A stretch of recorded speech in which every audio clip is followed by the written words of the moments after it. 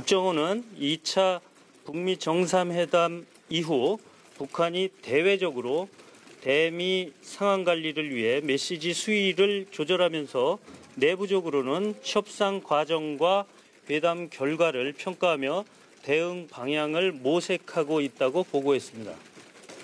또한 자신들의 입장에 대한 지지 확보를 위해 러시아에 대한 접근을 강화하고 있으며 국무위 부장 김창선 일행이 최근 러시아를 방문한 점을 감안 러시아와 정상회담을 할 가능성을 주시하고 있다고 했습니다.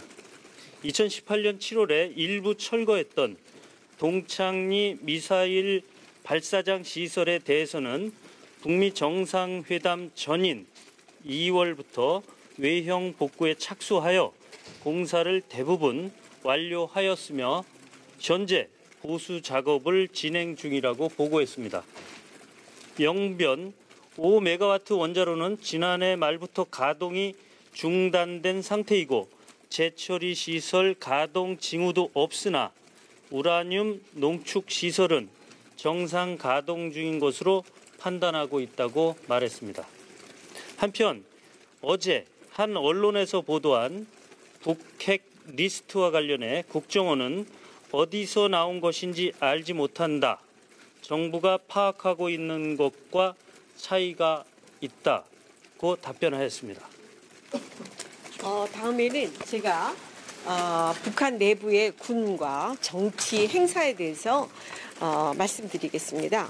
국정원은 김정은이 3월 10일 개최된 최고인민회의 대의원 선거에서 대의원직을 수임하지 않은 것으로 보아 4월 11일 열릴 14기 최고인민회의 1차 회의에서 헌법 개정 등 여러 가능성을 염두에 두고 관련 동향을 주시하고 있다고 했습니다.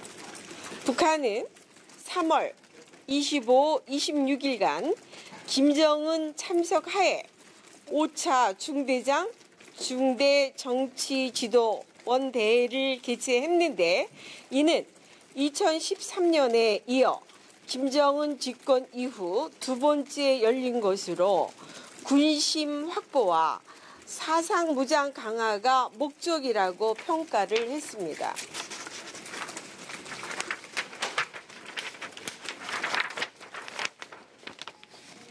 작년 12월부터 올해 3월까지 진행하고 있는 북한군 동계훈련과 관련 대규모 병력과 장비를 동원한 합동훈련 등 무력 시위 성격의 군사훈련은 실시하지 않았는데 과거와 비교해 전체 훈련량이 감소했고 한미연합훈련인 동맹연습기간 3월 4일부터 12일 중에 특별경계근무 태세로 전환하지 않은 것도 차이점이라고 설명했습니다.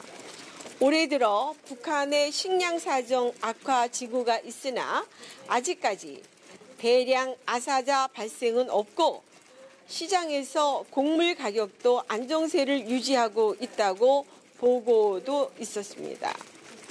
다음에는 민생 침해형 국제금융범죄 대응 활동에 대해서 말씀드리겠습니다.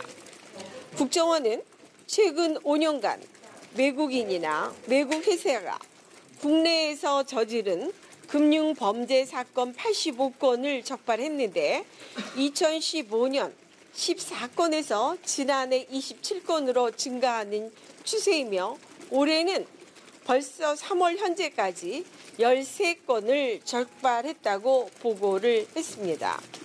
유형별로는 3천억 원 이상의 투자금을 모집해 해외 불법 유출을 시도한 사건을 포함하여 가상 통화 금융 사기가 가장 많았으며 해외 유령 주식 판매, 외환 차익 거래 등을 가장한 금융 투자 사기, 4차 산업 등 미래 첨단 기술을 빙자한 투자 사기 등도 빈번하게 발생했다고 합니다.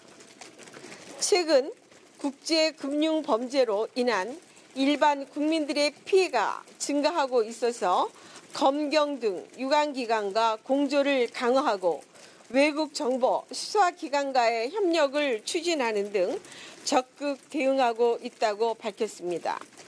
이와 함께 국정원은 산업기술 보호 활동에도 집중해서 지난해 11월 이후 수소차 부품 제작, OLED 관련 핵심 기술 등 3건의 첨단 기술 해외 유출 시도를 차단, 적발했다고 보고했습니다. 한편 대테러 분야에서도 같은 기간 동안 ISIS 등 테러 연계 혐의 외국인 23명을 강제 퇴거 조치했다고 보고를 하였습니다. 네. 네, 다음은 스페인 북한 공관 피습 사건에 대해서 말씀드리겠습니다. 스페인 주재 북한 대사관 피습 사건과 관련 국정원은 현재 스페인 당국의 수사가 진행 중이기 때문에 구체적인 내용은 밝히기 어려운 점을 양해해달라고 하였으며 우리 국민이 일부 포함된 문제에 대해서는 스페인 당국과 필요한 협의를 해나갈 것이라고 설명을 했습니다. 이상 준비된 브리핑은 마치도록 하겠습니다. 네.